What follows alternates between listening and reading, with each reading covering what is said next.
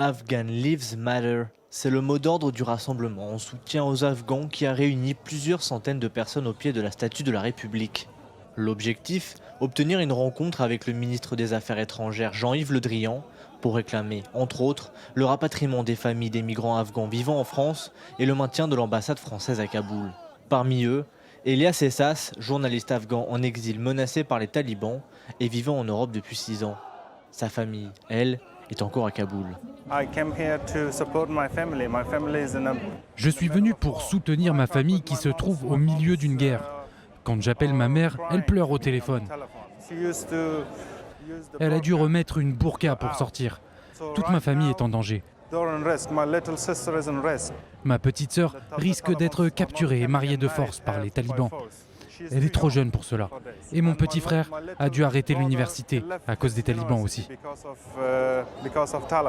Toujours sans papier après une demande d'asile rejetée, comme beaucoup d'autres migrants afghans, il tente de faire quitter le pays à sa famille. Mais ne dispose d'aucun moyen pour y parvenir et risque toujours l'expulsion de la France.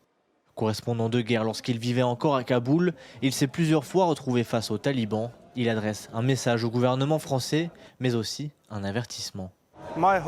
J'espère que le gouvernement français sanctionnera les talibans et sauvera les vies des Afghans et des Afghanes qui vivent là-bas. Ils sont aussi dangereux pour l'Europe. Je suis sûr que si l'Union européenne et le monde nous laissent tomber, ils vont continuer à répandre leur extrémisme en Europe et dans le monde entier.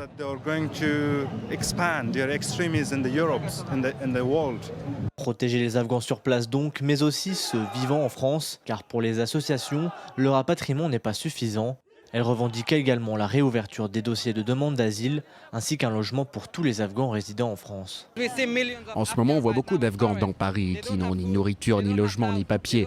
Le président a dit aux Afghans qui fuient qu'ils pourraient venir ici. Mais dans ces conditions, comment vont-ils vivre ici? Le gouvernement devrait nous aider en Afghanistan, mais surtout ici. S'ils ne font rien ici, comment vont-ils faire quoi que ce soit? C'est ridicule.